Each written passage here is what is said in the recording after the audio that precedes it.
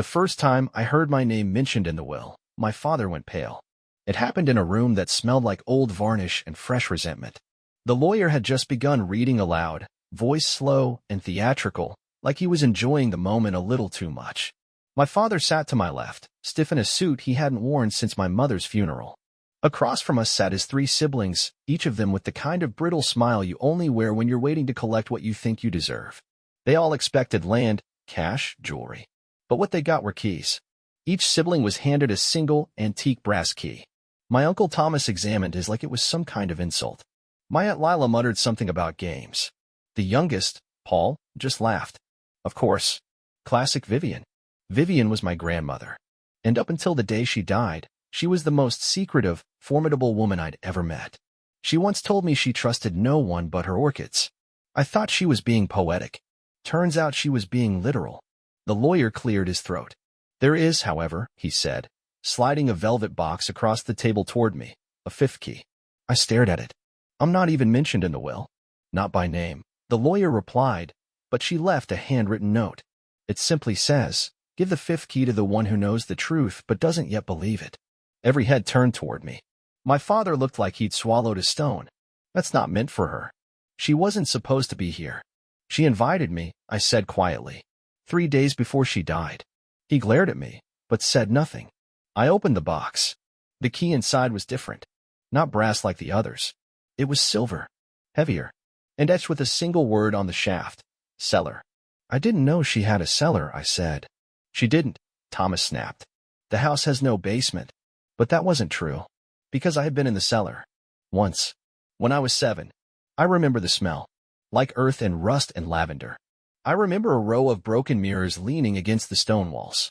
And I remember the door at the very back, padlocked and cold to the touch. When I told my grandmother what I saw, she didn't speak. She just knelt down, gripped my arms, and whispered, if you ever go back down there, don't go alone. That was the last time we ever talked about the cellar. Until now. And as I held the silver key in my hand, I realized something else. There were only 4 padlocks on the cellar door. 4 brass ones. So what the hell was my key for? Then I noticed the folded note tucked beneath the velvet. I opened it. 6 words. He's still down there. Forgive me. I waited until nightfall. My dad stormed out after the will reading, refused to speak to me, wouldn't answer his phone. The others scattered just as fast.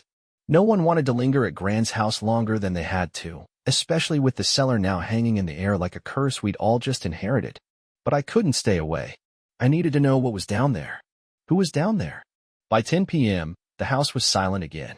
The same silence I remembered from childhood summers spent here, a silence that was never peaceful, just thick. Too still. Like the house was waiting for something to happen. I crept down the main hall, the old wooden floor groaning under every step. The cellar entrance had been boarded over some time after I turned 10. I'd forgotten about that until I peeled back the dusty tapestry covering the wall behind the pantry shelves and saw the outline of the door, flush against the wall, the seams barely visible. It took me 20 minutes with a flathead screwdriver and a prayer to get it open. The cellar door swung wide with a sound like a sigh. And there they were. 4 brass padlocks, perfectly intact. I held the silver key in my hand. It didn't match any of them. But just below the locks, half hidden under a layer of dirt and paint, I spotted something, an extra keyhole, low to the ground, almost an afterthought. Smaller. Different. I inserted the silver key. It slid in smoothly, like it had been waiting. Turned once with a click. That's when I noticed the locks above weren't real. Not anymore. They'd been sealed over. Soldered shut. Non-functional. The real lock, the only one that mattered, was the one Gran had left to me. My heart was pounding as I pulled the door open and stepped down into the cellar. The air hit me like a punch. Mold, damp stone, something sweet gone sour. I clicked on my flashlight and moved slowly down the narrow staircase, the beam slicing through 30 years of cobwebs and dust. Nothing had changed. Same cracked tile floor. Same broken mirrors stacked like corpses along the walls. Same heavy silence. And at the far end, the same steel door I remembered. But this time, it was open. Just a crack. The flashlight beam wobbled in my hand as I approached. The closer I got, the colder the air became, like something behind that door was pulling the heat out of the world. I pushed it open fully. Inside was a single chair, and someone sitting in it. I froze. He looked about my age, mid-20s maybe, thin, pale, dressed in clothes 2 decades out of style. His head was bowed, chin against chest, as if he'd fallen asleep. Or hadn't moved in a long, long time. "Hello?" I whispered. No answer. I stepped forward and gently touched his shoulder. His skin was warm. And then, without warning, his hand shot up and grabbed my wrist. His eyes snapped open. "Which one are you?" he rasped. I screamed.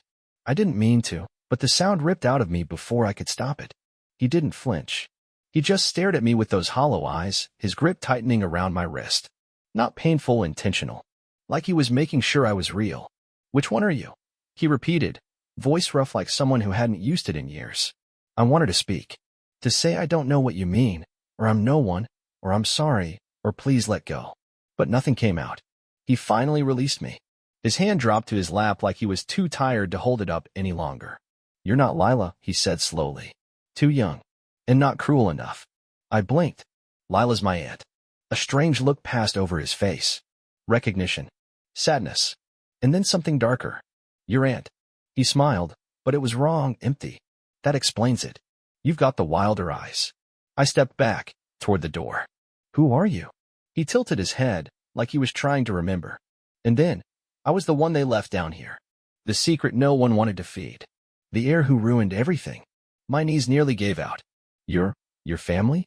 He laughed. It came out more like a cough. "Family. That's what she called me. Before she changed the locks." He leaned forward, just enough that the light hit his face. The resemblance was there. Faint, but undeniable. The same cheekbones as my father. Same chin. "Your name," I said. "Tell me your name." He hesitated, then whispered, "Micah." Micah. That was my father's older brother. The one no one ever talked about. The one who, according to family lore, had died at 17 in a boating accident. The one with no grave. No obituary. Just gone. Micah stood, shakily. His knees buckled a little and he leaned on the wall for support. His movements were stiff, like his joints had forgotten how to work. "They said you were dead." He smiled again. "Oh, I was." "To them. Why?" My voice cracked. "Why would they keep you here?" "Because I knew," he said simply. "Knew what?" He looked at me with something like pity. "That this family doesn't inherit money," he said. "We inherit secrets. Burdens. Lies." He limped past me, out of the cell, toward the staircase. I followed without thinking, questions buzzing like hornets in my head. As we stepped into the main part of the cellar, Micah paused beside one of the broken mirrors and touched the edge of it. "They used to watch me through these," he said. "One-way glass. Thought I didn't know." I turned toward the staircase, but stopped cold. At the top of the stairs stood my father, staring down at us, expressionless. "You let her open the cellar," Micah called up to him. "After all these years." Dad didn't respond, just took one slow step forward. I looked back at Micah, panicked. "Is he the one who locked you in?" Micah didn't answer. He just whispered, "Run." But before I could move, my father stepped into the light and pulled something from behind his back. A crowbar. My father didn't speak as he descended the stairs. The crowbar in his hand gleamed under the single dangling light bulb, its curve already rusted at the edges. I stood frozen halfway between him and Micah, my legs refusing to obey the panic screaming inside my head. "Dad," I said, trying to keep my voice steady. "What is this?" He didn't answer. Just kept walking, one heavy step at a time. Micah didn't flinch. He leaned against the wall, still breathing hard, his body brittle from years of rot and stillness. But his eyes were sharp, alert. "Was it worth it, Sam?" he asked. "Burying me alive so you could play golden boy?" Dad stopped a few feet above us. "She was going to leave everything to you," he said, finally. His voice was low, controlled, like this was a conversation he'd been rehearsing for decades. "You were firstborn. You got the house, the land, the trust, all of it. And you were going to throw it away." Micah didn't move. "I was in love. With her." Dad spat the word like poison. "A housekeeper. A con artist. She wasn't one of us. She was better than us. She was going to take you and run." Micah straightened slowly, one hand on the wall. "So you beat me unconscious and locked me in the cellar?" "You were 17, Dad said. You were dramatic. Dangerous. I was protecting the family." "No," I said. "You were protecting yourself." He looked at me, and I swear, for a second, I didn't see my father. I saw a man cornered by decades of guilt he'd learned to wear like armor. "She ruined everything," he muttered. "You don't know what it was like growing up with her as a mother." Everything was a test. Everything was conditional. You failed once, you were out. She gave me the key, I said, holding it up.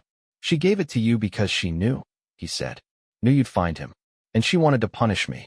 One last game from the grave. He took another step down. Micah pulled me behind him. She gave her the key to end the game. Move, Dad said. Now. No, I whispered. And then it happened. Fast, clumsy, violent. Dad lunged, crowbar raised.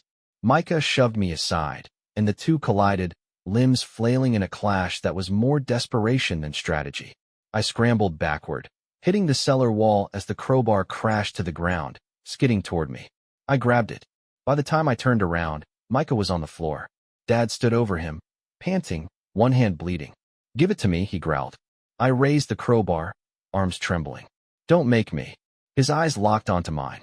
And something changed. Not rage. Not fear. Resignation. He lowered his hands. And then said, in the calmest voice I've ever heard, "There's more than one body in this house, sweetheart." That sentence, it gutted me. There's more than one body in this house. He said it like it was fact. Like he'd been waiting to drop it at the exact moment when I'd feel it the most. And he was right. I felt it everywhere, down to the marrow. Micah groaned behind me, struggling to sit up. My father didn't move to help him. Just stood there, watching me absorb it like a poison he'd finally gotten the nerve to inject. Whose body? I asked, my voice hollow.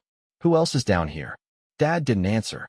Instead, he glanced toward the mirrors stacked against the wall. The way his eyes lingered there made something click inside me. Gran's garden. The orchids. The nights I heard her talking when I visited, long after she thought I was asleep. She didn't just bury secrets, I said slowly. She planted them. He smiled. Just barely. You always were sharp. Micah coughed hard, wiping blood from his lip. You left them down here too? My father ignored him and turned to me. There's a trapdoor under the potting table, he said. She called it her root cellar. It's where she kept the mistakes. That word hit me harder than I expected. Mistakes. She had a habit of collecting people, Dad said. Wounded things. Drifters. Strays. People who reminded her of what she wanted to forget. She'd take them in. Let them stay. And then, when they got too close to the truth, he trailed off. She killed them? I asked. He looked at me, and for the first time, I didn't see my father. I saw his mother's son. She believed in pruning what didn't bloom. Micah staggered to his feet. You helped her. Dad flinched, just slightly. I didn't kill anyone. But I didn't stop her either. The air was thick with silence. Then I whispered, I want to see it. What? The root cellar. If there are bodies, if there are answers, I need to see it. Micah and Dad exchanged a look, something complicated. Old. She always said it was sacred, Micah muttered. That if we ever opened it, the house would never forgive us. I looked him dead in the eye. She's dead. The house can get in line. We found the potting table in the back of the greenhouse. What was left of it? Glass shattered, plants long dead, just rows of cracked clay pots and overturned soil. Micah was the one who spotted the seam in the floor. A faint rectangle of wood, barely wider than a suitcase. I dug my fingers under the edge and pulled. It opened with a groan. Beneath it, a ladder descending into darkness. The smell hit us immediately. Damp earth, rot, and something chemical. Something that didn't want to be remembered. I clicked on my flashlight and climbed down first. The tunnel below was narrow, stone-lined, the walls slick with moisture. Shelves lined the sides, each holding jars, photographs, labeled tins. But what stopped me cold was what waited at the end. A wooden wall, covered in names. Handwritten in chalk. One after another. Dozens. Men, women, children. Some were crossed out. Some had dates. I raised the flashlight and stopped at the last name written there. My mother's. And next to it, the date of her supposed car accident. I turned back to my father. You told me she died on the interstate. He didn't deny it. She never left the house, I whispered. And then from behind the wooden wall, so faint I could barely be sure, I heard a knock. The knock wasn't loud. It was soft, measured, like someone was testing the wood between us. I froze. My breath caught so sharp it hurt. I turned to Micah and Dad, both pale, both silent. No one moved. None of us wanted to say it out loud, but we were all thinking the same thing. That knock wasn't imagined. I stepped forward. My hand hovered near the wooden wall, flashlight beam shaking wildly against the names. I traced my fingers down the last line, my mother's name, in Grand's sharp, slanted handwriting. I whispered her name, and the knock came again. Faster. 2 raps this time. I turned to my father, fury blooming in my chest like a scream I hadn't let out yet. You said she died. His jaw tightened, but his voice stayed level. She was supposed to. Micah grabbed him by the collar. What the hell does that mean? Dad didn't fight him. Vivian found out. About her. About what she was going to do. What was she going to do? I demanded. Tell the police, he said simply. About Micah. About everything. She had proof. Documents. Photos. A list of names. She said it was time to put an end to it. He looked down. She never made it out. The knock came a 3rd time. Only this time, it wasn't just knocking. It was scraping.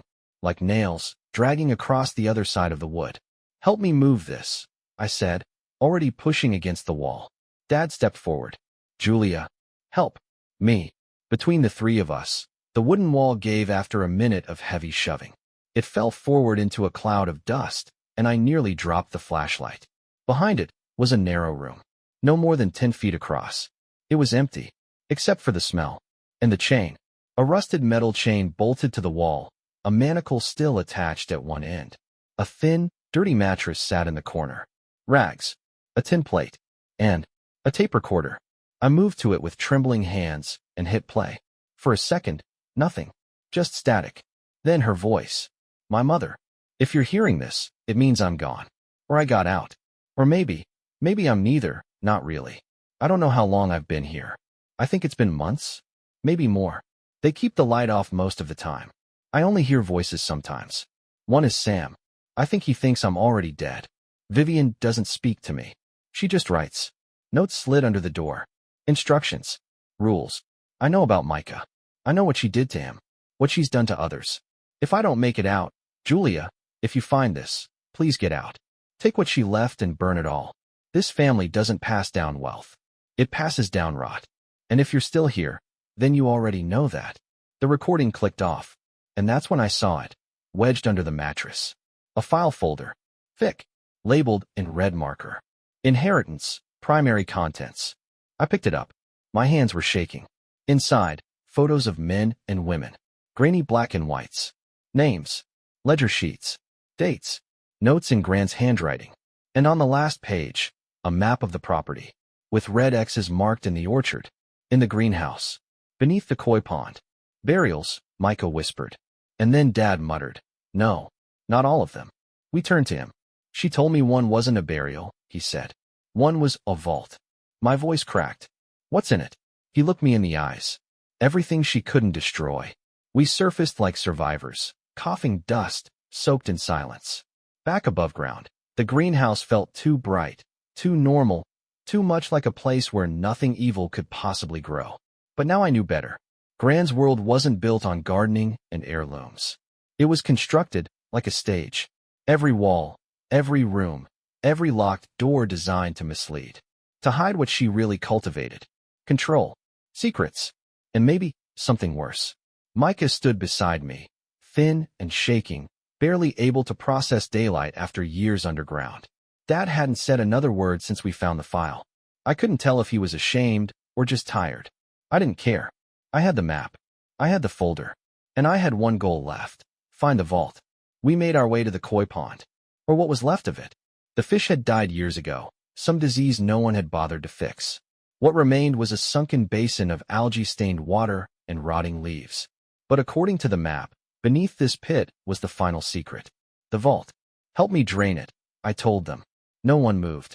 So I jumped in. The water reached my knees. I pushed through the thick sludge until my boot hit something solid. Not stone. Metal. A trapdoor. Micah helped me uncover it.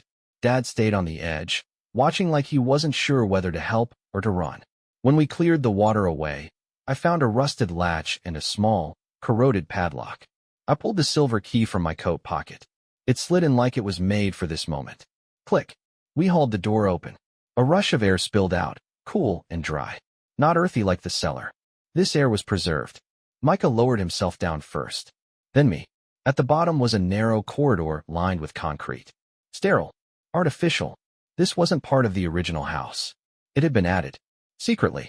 And at the end, a vault door. A literal vault door. Micah and I stared at it, stunned. There was no dial, no code, just a handprint scanner. I looked at him. He shook his head. I turned to Dad. It's you. She trusted you the most. He hesitated, then descended the ladder without a word and pressed his hand to the panel. A soft beep. The vault hissed and opened. Inside, no gold, no cash, no priceless antiques, just a desk, a single chair, and boxes, dozens of them, stacked neatly, each labeled in Vivian's handwriting. Adoptions, cover stories, blackmail, medical reports. Micah, Sam, Julia. I felt the floor tilt under me. I pulled my box down, hands trembling. Inside, copies of my birth certificate, letters written in my mother's hand, a photo I had never seen before me. As a newborn, being held, not by my mother, not by Claire, by Vivian, and pinned to the photo was a typed note. Subject was never hers. Original mother unidentified. Documentation fabricated. Retained as leverage in case of betrayal. Micah looked over my shoulder, reading. What does that mean? I asked, barely above a whisper. Dad stepped forward, silent. He took the paper from my hand and folded it slowly. Then he said, "You were never meant to be part of this family." I didn't cry. I didn't scream. I just stood there, still holding the photograph, staring at the face of the woman I thought was my grandmother, cradling me like I was something she owned. Dad's words echoed in my skull. You were never meant to be part of this family. Micah looked at me, his face pale, eyes brimming with something that wasn't quite pity. She took you, he said quietly. From someone else. From your real mother. But why? I whispered. Micah looked down at the box in his hands, his own box, marked Micah, and slowly opened the lid. Inside were photographs, journals, newspaper clippings, court documents, and a letter. He unfolded it and read aloud, voice cracking. Micah was uncontrollable, unfit to inherit, too soft, too emotional. Risk of exposure increases with age. Alternative plan initiated. Julia inserted into primary heir's role. File assets to be updated monthly until integration is permanent. Micah looked at me. She was grooming you. The room tilted. I staggered back against the concrete wall. She replaced me, he said. With you. I shook my head. That doesn't make sense. I didn't grow up with money. I didn't get anything. No gifts, no training, nothing. She was playing the long game, he said. Hiding you in plain sight. Maybe even hiding you from herself. I looked at my father, Sam. The man who raised me, who told bedtime stories, who kissed my forehead after every scraped knee. Did you know? I asked. He didn't answer. Did you know? He looked away. And that was the answer. Micah stepped forward, carefully, like I might break. You were the insurance policy. If the others failed her, she still had you. Someone with no loyalty to anyone else. Molded from the beginning. A child she could rewrite from scratch. My throat was tight. My fingers went numb. I was a tool, I whispered. A project. Micah nodded. Until you weren't. A silence settled. Heavy. Awful. Then Dad, still standing near the door, spoke softly. She didn't plan for you to care, Julia. She didn't expect you to grow into your own mind. Your own heart. That's where she failed. I turned to him, shaking. Who was my real mother? He didn't answer. But the file might. I dug deeper. Beneath the photos and letters and medical forms. And there, near the bottom of the box, was a sealed envelope marked. For Julia. On the day she learns the truth. I opened it. Inside, a single sheet of paper. No greeting. Just one sentence. Your mother is still alive. And she has been looking for you. Micah inhaled sharply. Do you think it's true? Before I could respond, the vault's lights flickered. Then the emergency alarm began to blare. A deafening, pulsing siren. What's happening? I shouted. Dad sprinted to the keypad by the vault door. I triggered a failsafe when I opened it. We were never supposed to see any of this. The door began to close. Micah grabbed me by the wrist. We have to move. Now. But before we could escape, Dad shoved me backward. Into the vault. And slammed the door shut. With me inside. Through the thick metal, I heard his muffled voice. I'm sorry, Julia. I really did love you. But you weren't hers. And that means you don't belong. The sound of the vault locking shut was like a thunderclap in my chest. Then, silence. No sirens. No voices. No footsteps running away. Just the kind of dead, padded quiet that lets you hear your own panic. I threw myself against the door. pounded it with both fists. Dad, open it. I didn't care if my knuckles split. I didn't care if he never wanted me. I just needed out. But there was nothing. I slumped to the cold floor, shaking, staring at the boxes still open and half rummaged around me. Vivian's voice echoed from some dark, buried corner of memory. Blood isn't what binds us. It's what breaks us. Micah was out there. Maybe. And my real mother, somewhere in the world, not dead like I was told. Looking for me. I sat up. I still had the file. The papers. The map. My entire rewritten life, now shredded and laid bare in manila folders. Then I noticed something strange on the floor. A square outline in the concrete. Lighter than the rest. Like it had been recently uncovered. I crawled toward it. There was a small steel ring embedded in the center. A hatch. I pulled. It groaned open with a sound like rusted lungs exhaling. Below, a dark tunnel descended, earth-lined, narrow. Fresh air wafted up through it, cold and wild. A way out? Or another trap? I didn't have time to second-guess. I slid in feet first, using the sides to guide myself down. The walls were damp, claustrophobic, but after 10 feet it opened into a crawl space, long and low, with a wooden beam every few yards. It smelled like roots and dust and something older. Forgotten. I moved slowly. Deliberately. I didn't even realize I was holding my breath until I saw light, natural light. Faint, like a candle flickering at the end of a tunnel. Then I heard voices. 2 of them. I inched closer. Peered through a sliver in the wood. Micah and Dad. They were in the greenhouse again, standing over the koi pond. Micah had the crowbar in one hand. Dad had a shovel. I locked her in, Dad was saying. She has the file. All of it. What do we do? Micah's face was unreadable. Let her rot down there like I did. No. That's what she would have done, Dad said. Vivian. I'm not her. I'm not that man anymore. Micah stepped closer. Then help her. Dad looked down at the shovel. Then back toward the pond. She knows, he said. She knows everything. About Mom, about the adoptions, about... Micah cut him off. About me. Silence. Then Dad said something I'll never forget. She was never supposed to know what you did to Claire. My stomach twisted so violently I thought I might vomit. Claire? My Aunt Claire? The one who left the family years ago and never came back? The one no one ever talked about anymore?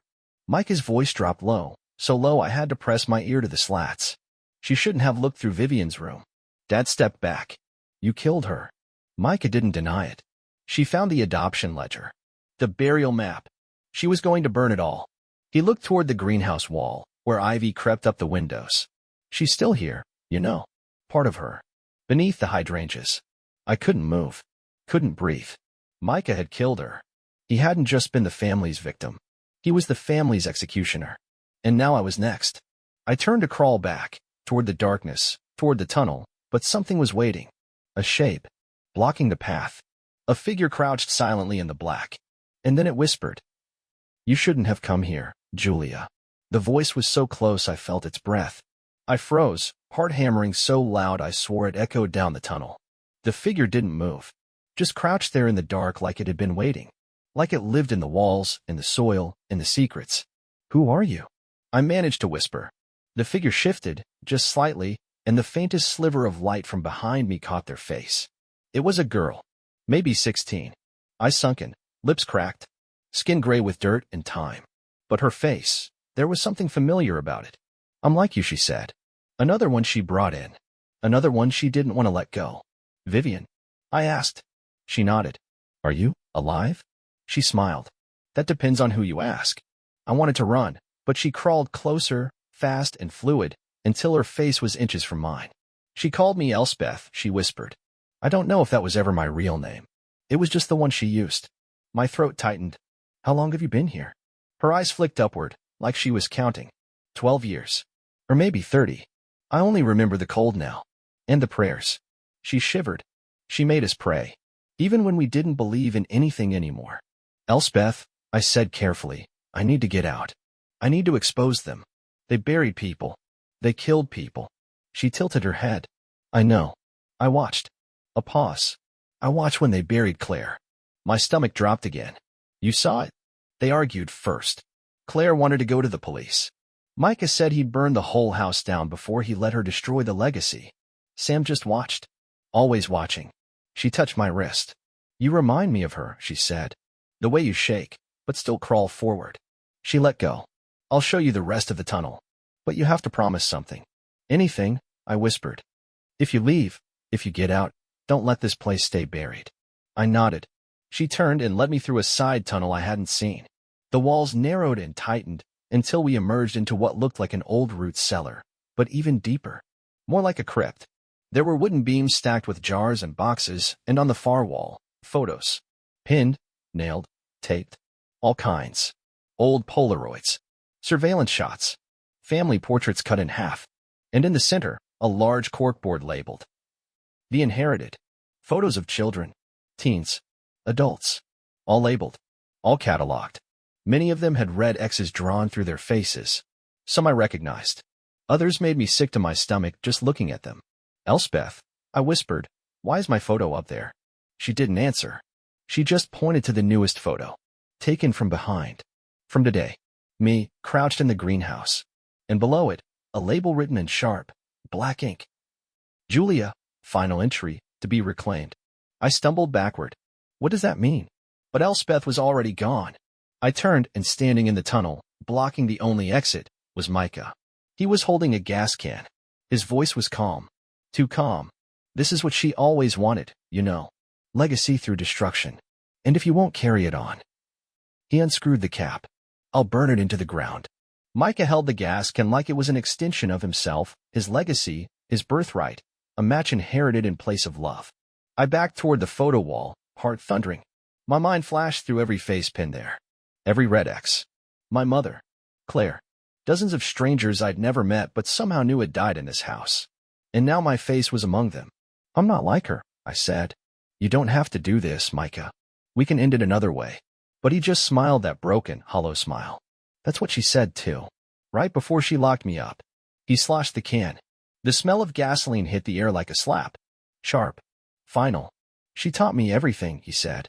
How to curate bloodlines. How to cleanse weakness. She wanted a pure legacy. Not one diluted by outsiders. Not one inherited by accident. You think this is purity? I snapped. This is rot. Micah stopped. Just for a second. His smile faltered. You were always meant to be temporary, he said. You weren't even blood. You were leverage. A blank slate she could write on. He shook his head. But you started asking questions. Digging. You became a liability. Like Claire. Then why not kill me sooner? He laughed bitterly. Because I watched you grow up. I watched you become. And a small part of me hoped. His voice trailed off. Hoped what? I asked. He looked away. Hoped you'd choose us. Gasoline splattered at my feet. Cold. Reeking. He lit a match. And then, bang. Micah jerked forward violently. Blood bloomed across his chest. The match fell. He crumpled. Behind him stood my father, Sam, holding the crowbar like a rifle, his hand shaking, eyes wide with horror. He stammered. I thought he'd stopped. He dropped the crowbar and ran to me, grabbing my face like he needed to see if I was still real. Still his. I locked you in because I was scared, he said, voice cracking. Not of you. Of what you'd do when you found out. I couldn't speak. Micah was still breathing, barely, blood pooling beneath him, soaking into the soil like it had so many times before in this house. And then he laughed. It was wet. Rattling. But it was a laugh. You think this ends with me? He choked out. You think you've won? He pointed a shaking hand at the wall of photographs. She had others. Julia, you were never the only one. What do you mean? I whispered. She scattered them, he wheezed. All over the country. Adopted. Rewritten. Controlled. My father paled. She called them seeds, Micah said. His body went still. The light above flickered. A silence heavier than death fell over the cellar. I turned back to the wall. My photo was gone. Someone had taken it. I looked at my father, and he whispered, barely audible. She's still planting. Micah's body was still, but the room wasn't. The air in that tunnel began to hum, like the walls were remembering, like they were reactivating. Somewhere above us, the old house creaked. Slowly, deliberately, like it was leaning closer to hear what we would do next. My father sank to the ground, staring at his bloodied hands, mumbling to himself. I wasn't listening. I was staring at the corkboard, at the empty space where my photo used to be. She'd taken it. Or someone had. Which meant this wasn't over. Not even close. Micah's final words wouldn't stop echoing in my head. She had others. She scattered them. Seeds. He was talking about people. More like me, raised under different names, in different places, adopted or planted into other families by Vivian. Why? To control? To inherit? Or worse, to continue? I flipped through the remaining folders in the vault. More names. Birth dates. States. Each tagged with a symbol, some with XS, some with check marks, some with question marks. And then I saw one with my own last name, Wilder. Except it wasn't mine. It was another Julia Wilder, born the same year.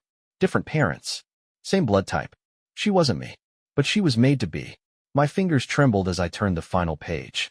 At the bottom, in red ink, a single sentence scrawled in Vivian's unmistakable handwriting. If she breaks, replace her. I stood so fast the folder fell. Dad, I said, we have to burn it. All of it. The records, the vault, the house. It can't exist anymore. He looked up at me, hollow. It's too late. I grabbed his shirt. No, it's not. If there are more of us out there, more she manipulated, more who might not know, we have to end it. He nodded slowly. A ghost of the man who once taught me how to ride a bike, tie my shoes, make pancakes on Sundays. The man who loved me, even if he helped lie to me. We made it back to the surface by dawn. The house stood quiet. Still, waiting. We lit the first match together in the root cellar. It took fast, wood soaked with gasoline, paper files curling into smoke, flames devouring names that should never have been spoken aloud again. Room by room, we set it all ablaze. The greenhouse, the koi pond, the cellar, the vault, the wall of mirrors. Every inch of rot Vivian had cultivated. As the fire consumed the estate, I stood back in the orchard, watching the sky fill with ash and light. And in that moment, I felt something shift. Not peace, not victory, but release. That was 6 months ago. Since then, I've been chasing the names, what's left of them. I've found 4 so far. People like me. People who grew up feeling like they were part of a puzzle they'd never seen the full picture of. They had the dreams, the flashes, the pull. And now, I keep the photo wall in a storage unit. Every time I track someone down, I bring them there. We sit on the concrete floor and talk. Sometimes they cry. Sometimes they get angry. But we all ask the same question. How deep did she go? Last week, I got an envelope in the mail. No return address. No stamp. Inside was a photo. Me. Taken through the window of my new apartment. And scrawled across the back, in handwriting I will never forget. The house burned. But the seeds are growing.